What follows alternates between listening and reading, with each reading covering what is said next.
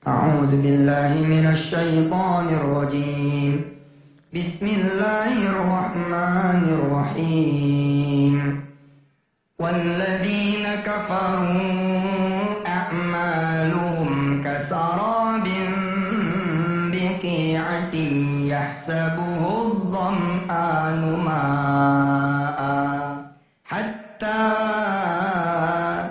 إذا جاءه لم يجده شيئا ووجد الله عنده فوفاه حسابه والله سريع الحساب. Ada orang-orang yang bertahun-tahun nggak ketemu jodoh. Ada orang yang bertahun-tahun nggak sembuh dari penyakitnya. Ada orang yang bertahun-tahun tidak bisa bayar hutangnya. Ada orang yang bertahun-tahun tidak bisa bangun rumahnya. Ada orang yang bertahun-tahun kemudian tidak memiliki anak keturunan. Ada orang yang bertahun-tahun kemudian hidupnya susah. Barangkali buat dia ujian dari Allah Subhanahu wa taala, ujian yang sempurna barangkali. Lalu balasannya Allah Subhanahu wa taala nanti punya diri ketika kita berhadapan dengan Allah. Wahai hambaku, ketika di dunia engkau ridho, aku tidak berikan jodoh untukmu. Wahai hambaku, ketika di dunia kamu ridho, aku cabut nikmatku atasmu. Wahai hambaku, kamu dulu ridho, aku berikan penyakit atas tubuhmu dariku. Bagus kalau begitu mah. Namanya kita digolongkan orang-orang yang ridho dan bersabar. Tapi bagaimana kalau keadaan itu kita alami, ternyata bukan sabab ujian, kita sabab azab. Sabab azab. Waktu muda gampang banget dapat cewek, pada dapat. Begitu waktunya saudara menikah, Allah mati lampu tuh, nggak ada yang mau sama dia. Ada aja itu dulu. Nggak berasa umurnya udah naik 45, 46, 48, 50, mati di dalam badan sendirian. Mungkin saya bilang sebagian orang ada ujian. Terlalu baik Allah kepada dia barangkali. Allah cemburu sama dia. Dia ibadah malamnya terlalu hebat. Kalau aku kawinkan dia, aku nikahkan dia dengan perempuan lain, belum tentu dia bisa tahajud kepada aku tiap malam seperti ini. Bisa jadi seperti itu. Tapi kan kita tahu diri kita siapa. Seperti apa kita di masa mudanya. Bagaimana kita kemudian di masa tuanya. Kita tahu. Ujian atau azab, ente tahu. Betulkah itu ujian? Ente tahu bos. Gak perlu dikupas juga tahu. Iya benar. Subhanallah. Walladzina kafaru a'maluhum kasarabin biqi'atin yahsabuhu dzam'anu ma'a. Orang-orang yang kafir, kufur, lupa diri, zalim, aniaya, macam-macam hidupnya. Apa yang terjadi? A'maluhum kasarabin biqi'atin yahsabuhu dzam'anu ma'a. Dia kayak orang-orang yang neguk air padahal bukan air, bara. Kayak orang yang kemudian menciduk air bukan air tapi bara. Sepertinya menenteng sesuatu yang berat padahal kosong. Gak ada apa-apanya. Yahsabuhu dzam'anu ma'a.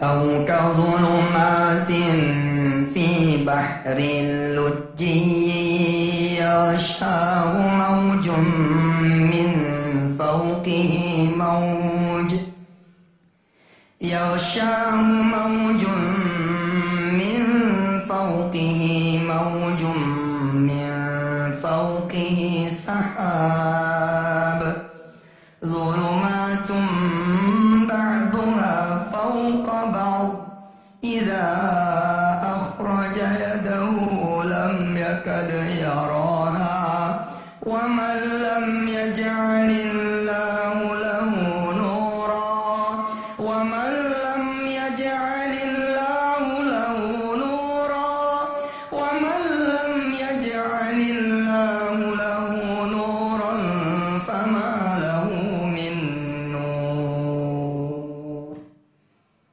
Masya Allah Pak, jangan sampai terjadi gelap berganda ente. Gelap berganda. Kalau mati lampu, tapi siang hari kan suka ada remeng-remeng gitu ya. Kita masih kelihatan gerendelan kunci. Aduh, betul nggak? Ini kayak ente masuk ke lembah, kanan kirinya itu gunung, tinggi banget, turun, begitu turun, mati mesinnya. Mati mesinnya, bulan juga kemudian ditutupi oleh awan, gelap, gak kelihatan apa-apa, bos. Atau Allah bayangkan sendiri, Allah contohkan sendiri yang bukan contoh saya. Apa? Allah bayangkan saudara ada di tengah-tengah laut, di malam yang gelap, pekat, badai. Lalu saudara nginiin tangan sendiri saja, tidak melihat. Lalu saudara bilang sama teman saudara, ini berapa? Gak bisa ngelihat. Ini berapa? Gak bisa ngelihat. Tangannya sendiri. Hatta idza akhraja yadahu lam yakad yaraha.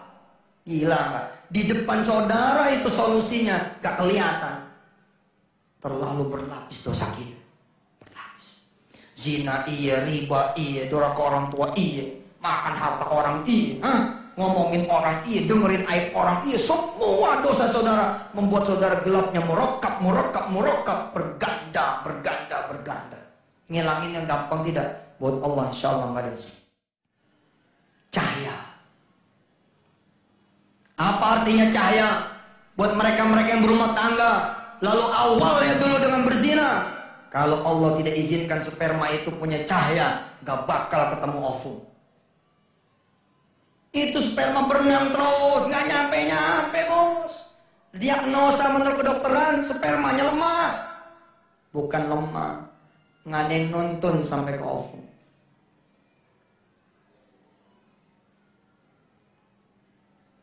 Akad nikah dianggap pertobatan. Bukan, akad nikah bukan pertobatan. Angkah tuka, wazawaj tuka, bla bla bla. Itu bukan pertobatan.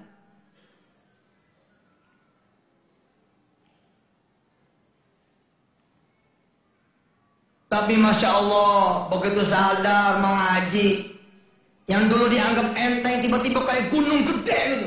Ya Rob, dia menangis, tersungkur bersama istrinya.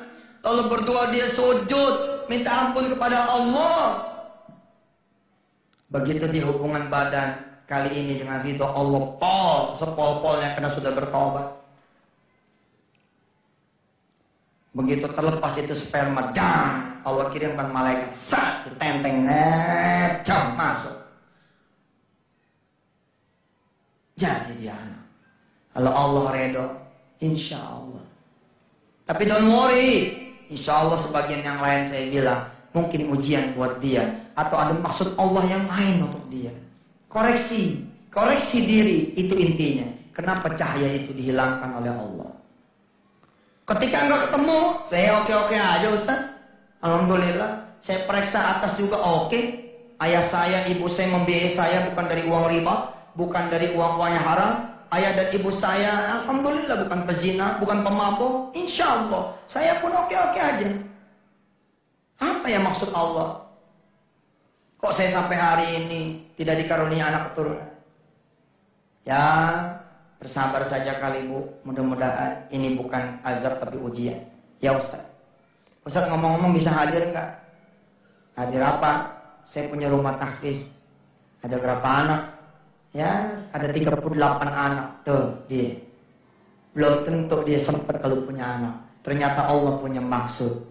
Allah punya maksud buat dia. Apa? Dia menjadi jalan bagi 38 anak orang lain menjadi anaknya.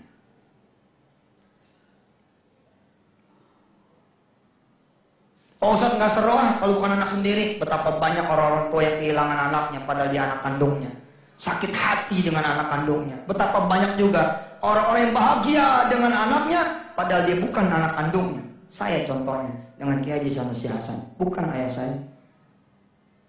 Tapi bagaimana Allah muliakan beliau. Tatkala udah masuk ke alam kuburnya, Imam Madinah datang, Imam Masjid Kuba datang, syekh-syekh besar dari Yaman datang, semua datang. Saya yang anak angkatnya seperti anak pertamanya yang laki-laki. Memimpin kemudian sholat bagi 25.000 orang di belakang sholat gaib, sholat jenazah. Allahumma sholli ala sayyidina Muhammad wa ala ali sayyidina Muhammad. Betapa banyak orang-orang yang tidak punya anak, tapi seperti punya anak ketika wisuda ini bilang, terima kasih pada emakku yang di sana. Orang tidak ada yang menyangka kalau itu bukan emak aslinya. Padahal itu cuma emak angkatnya. Tapi hari itu seakan-akan itu anaknya sendiri. Tapi betapa banyak orang-orang tua yang tidak memiliki lagi anak. Karena anak itu kerja sendiri, nikah sendiri, pergi berumah tangga sendiri. Ada urusannya sama orang tua. Betapa banyak kemudian kakak-kakak yang kehilangan adiknya padahal dia adik kandungnya. Tapi betapa banyak orang-orang lain kemudian menjadi saudaranya. Betul tidak?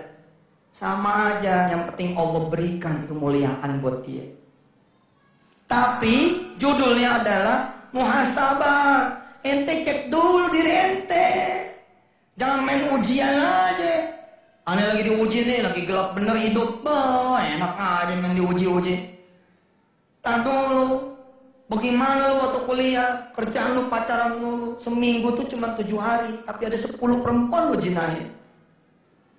Berarti kan sehari 3 tuh. Gimana ceritanya? Serem, Pak. Serem.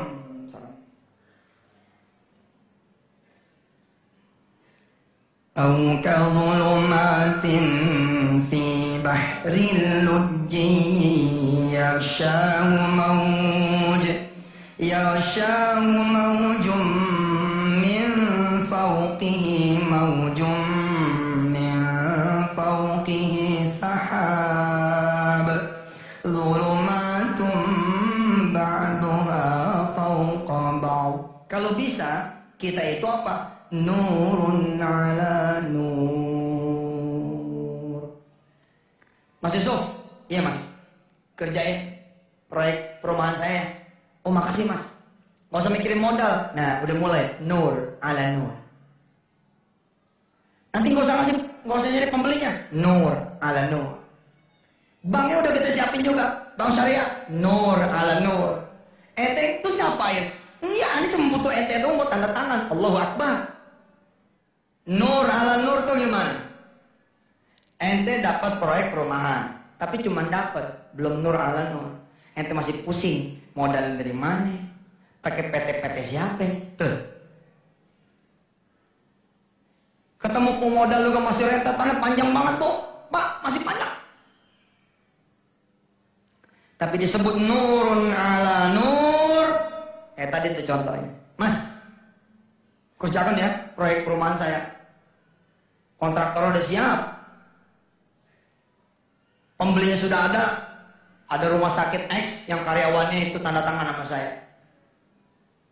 Pembiayaan bank syariahnya udah oke. Tanahnya udah dibeli, udah tinggal jalan. Kita bingung. Terus kita bilang, terus apa yang mesti saya kerjakan Pak? Kalau semuanya udah pada beres. Ya sampean jadi wakil saya. Sampean kerjakan itu karena saya harus pergi ke luar negeri. Allahu Akbar. Diterima di universitas terkemuka, nur. Tapi kalau kamu jadi kandidat beasiswa nanti S2, ala nur. Sampai S3 kamu gratis, ala nur. Nanti begitu lulus, udah dijemput untuk bekerja, ala nur. Begitu bekerja, ada yang ngambil jadi mantu, ala nur. Subhanallah. Nurun ala nur. Kalau mau nurun ala nur, hadirkan cahaya itu di rumah. Hadirkan cahaya itu di dalam diri kita. Hadirkan Allah dalam kehidupan kita. Mirsa yang ada di rumah dan yang menonton secara tunda, kita teruskan berbicara tentang cahaya. Yang mendatangkan cahaya buat kita ini banyak sekali. Ridho orang tua juga termasuk cahaya. Kalau saudara gelap betul hidup, nggak ngerti mau ngelakuin apa, nggak tahu mesti bagaimana, lalu orang tua masih hidup, datang ke orang tua. Minta ampunannya, minta maafnya, minta ridhonya. Biasanya sih cepat tuh prosesnya. Banyak cerita di saya, ada orang-orang yang dagangannya hancur, tagihan nggak ketagih, utang juga banyak. Akhirnya dia mendatangi orang tuanya, meminta maaf bila ada salah, lalu kemudian memohon doa dari orang tuanya. Lalu orang tuanya mengatakan kepada beliau, insya Allah emak redho, emak maafin. bapakmu juga insya Allah redho, bapakmu maafin, emak bapak mah cuma bisa doain kamu doang. Malamnya udah ada berita SMS masuk, besok tagihan cair. Terus gitu, subhanallah. Silakan saja yang bisa membuka pintu cahaya dari pintu orang tua, pergi ke orang tua. Kembali kepada pembahasan sebelumnya, kenapa hidup kita tidak bercahaya? Ternyata kita jarang berzikir. Hati kita kosong. Tahu definisi galau, tahu? Definisi galau itu kalau hati kosong. Sepi dari zikir, sepi dari baca Quran, sepi dari bertasbih, sepi dari bersolawat. Itulah yang kemudian membuat kita sepertinya tidak ada cahaya. Terus kita pun lalai dari ibadah-ibadah yang wajib dan malas mengerjakan ibadah-ibadah yang sunnah. Kita berat menegakkan zakat dan hidup kita yakhafuna yauman tataqallabu fihil qulubu wal absar. Mestinya kalau berbuat dosa takut, tapi ini malah doyan berbuat dosa dan rajin mengajak orang berbuat dosa. Itu yang membuat cahaya dicabut dari kehidupan kita. Jadi siapapun di antara saudara yang punya hajat, kesulitan, kepengen, dan punya masalah, sebenarnya jawabannya udah ada. Saudara bikin saja diri saudara bercahaya, maka insya Allah kelihatan semuanya atas izin Allah Subhanahu wa Ta'ala. Persis seperti ayat yang kita baca, yahdillahu linurihi mayyasha. Allah akan memberi cahaya buat kita. Kalau kita tidak punya cahaya, sesungguhnya kita masih bisa hidup dengan cahaya asal sekeliling kita pun kuat. Contoh, kita jadi orang tua ngelihat anak kita nyari tuh gelap, nggak kelihatan. Terus kita megang senter, nah di sini loh, tak. Terus anak kita lihat, oh iya di situ. Nah kita menjadi cahaya buat orang lain. Sebenarnya pintu sedekah itu adalah pintu kita menjadi cahaya buat orang lain.